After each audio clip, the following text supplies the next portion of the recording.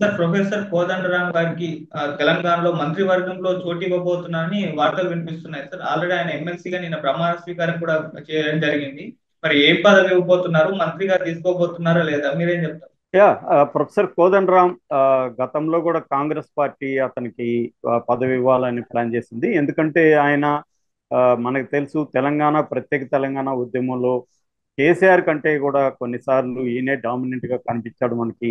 ఆ, ముఖ్యంగా కేసీఆర్ సైలెంట్ గా ఉన్నప్పుడు కూడా కోదండరాం సకల జనుల సమ్మె కానీ ఇలాంటివన్నీ చేయడం కానీ దానికి ఒక లెజిటమసీ తీసుకురావడంలో తెలంగాణ ఉద్యమాన్ని ఒక మేధావి రంగం ప్రొఫెసర్ గా ఉండి పౌర హక్కుల సంఘంలో పనిచేసి ఎన్జిఓ సెక్టర్లో పనిచేసి తెలంగాణ ప్రజలకి సుపరిచితులైన కోదండరాం ఆ, మేధావి వర్గాన్ని విద్యార్థుల్ని ఆర్గనైజ్ చేయడంలో చాలా ఆ, ప్రముఖ పాత్ర వహించాడు. అయితే ఆ, దాని తర్వాత కేసీఆర్ వచ్చినాక ఆయనకు కేసీఆర్కి మధ్య ఇగో క్లాషెస్ కనిపించాయి. ఎందుకంటే కేసీఆర్ కూడా తనని ఎవరు డామినేట్ చేసినా కేసీఆర్కి నచ్చదు. ఏ రీజనల్ లీడర్కైనా కూడా ఆ, తను వన్ మ్యాన్ ఆర్మీ లాగా తనే ఉండాలి తప్ప ఇంకో వేరే పవర్ సెంటర్ ఉండడం అనేది వాళ్ళకి నచ్చదు.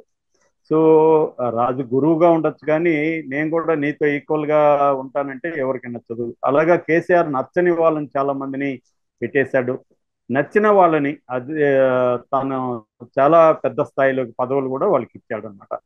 తెలంగాణ ఉద్యమంలో ఈ రెండు రకాలు కనిపిస్తాయి మనకి. కేసీఆర్కి నచ్చితే అందలం ఎక్కిస్తాడు, నచ్చకపోతే వాళ్ళని జైళ్ళలో పెట్టడానికి కూడా ఆయన ఏమాత్రం సందేహించడు. అలాగా కేసీఆర్ ఉన్న 10 ఏళ్లలో కోదండరామని ముప్పు తిప్పలు పెట్టాడు. హౌస్ అరెస్ట్ చేశారు, జైలు పంపి పెట్టారు. ఇలాగా ఆయన ఇబ్బందులు అనేకం చేశారు. ఇదంతా కూడా నిజానికి కేసీఆర్కి యాంటీగా ప్రజల్లో ఆ, ఒక ట్రెండ్ గా మారడానికి కోదండరాములు లాంటి వాళ్ళు కూడా సహాయపడ్డారు. ఆ రకంగా కోదండరాము కేసీఆర్ వ్యతిరేకతను ప్రజల్లో పెంచడానికి పని చేశాడు. అది పొలిటికల్ పార్టీగా కాంగ్రెస్ కి ఉపయోగపడింది. నిజానికి కోదండరాం కూడా ఒక పొలిటికల్ పార్టీ పెట్టాడు, తెలంగాణ జనసమితి అని. బట్ ఆయన ఒక పొలిటికల్ లీడర్ కాదు, ఆర్గనైజర్ కాదు. ఆయన ఆయన బేసిక్ గా మేధావి.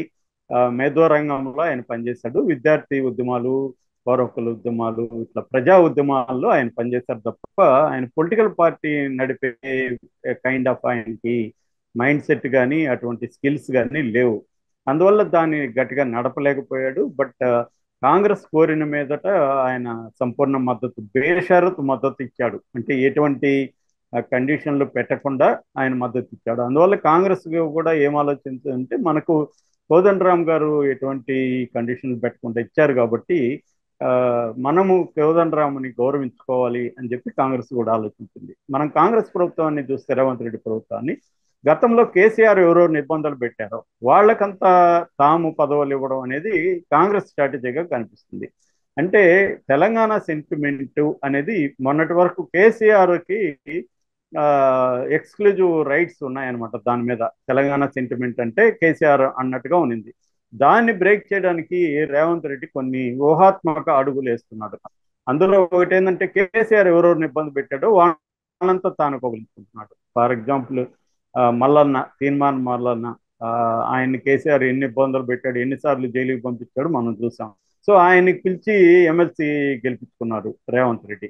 అలాగే కోదండరామును కూడా అనేక ఇబ్బందులు కేసీఆర్ పెట్టాడు, ఆయనకు కూడా ఎమ్మెల్సీ సీట్ ఇచ్చారు.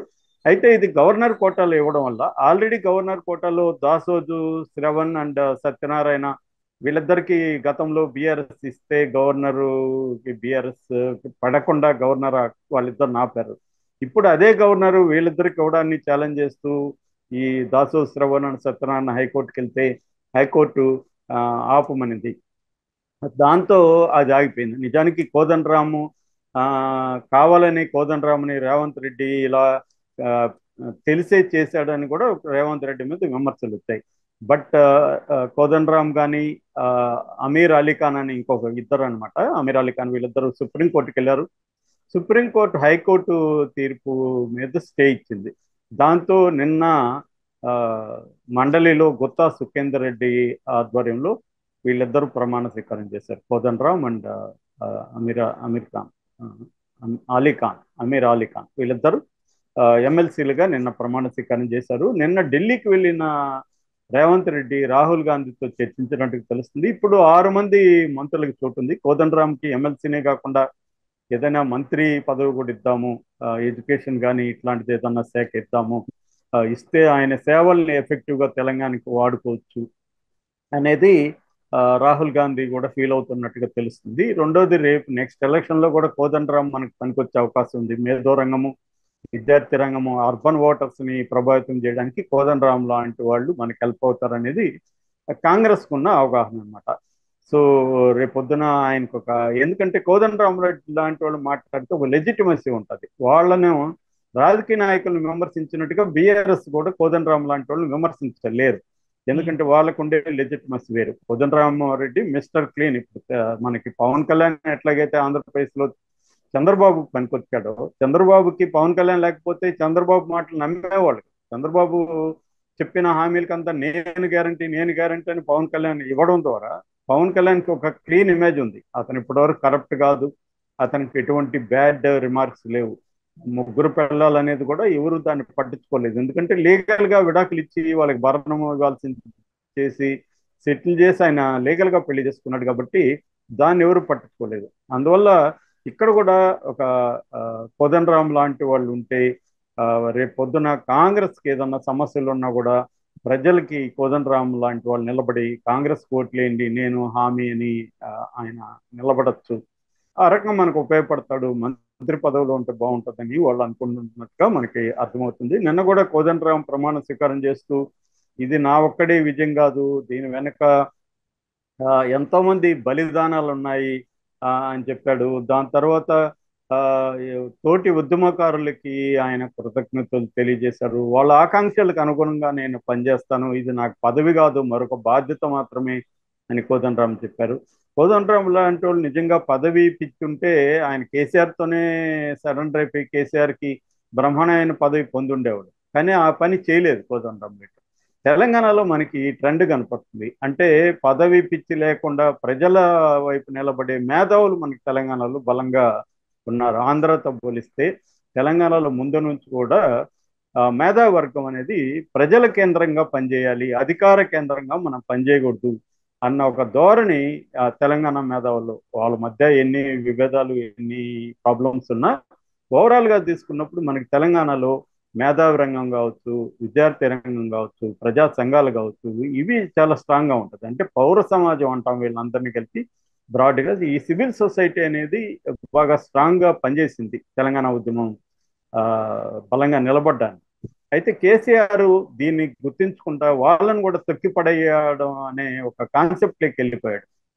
హరగోపాల్ లాంటి వాళ్ళ మీద మనం చూసాము, ఉపా కేసు పెట్టాడు, టెర్రరిస్టులకు పెట్టే కేసు ఈ మేధావుల మీద వీళ్ళ మీద అంతా కూడా పెట్టాడు అనమాట. సో అందువల్ల ఇదంతా కూడా కేసీఆర్కి నెగిటివ్గా మారింది. తెలంగాణ ఇప్పుడు రేవంత్ రెడ్డి ప్రభుత్వం ఇదంతా గుర్తించింది. రేవంత్ రెడ్డి కూడా ఈ విషయంలో చాలా చురుగ్గా ఉన్నాడు. అందుకని కేసీఆర్ ముద్రని తెలంగాణ సమాజం మీద సైకలాజికల్గా కేసీఆర్ వేసిన ముద్రని తొలగించే కార్యక్రమం రేవంత్ రెడ్డి చేస్తున్నాడు. అందులో భాగంగానే కోదండరామిరెడ్డి దాంట్లో రేవంత్ రెడ్డి బలంగా సపోర్ట్ చేస్తున్నాడు. ఈ కాంటెక్స్లో కోదండరామిరెడ్డికి మంత్రి పదవి రావడం అనేది ఖచ్చితంగా తెలంగాణ సమాజానికి ఉపయోగం తప్ప దానివల్ల నష్టం ఏ రకంగా ఉండదు. రేవంత్ రెడ్డి ఖచ్చితంగా అప్రిషియేట్ చేయాలి ఈ విషయంలో. Thank you so much.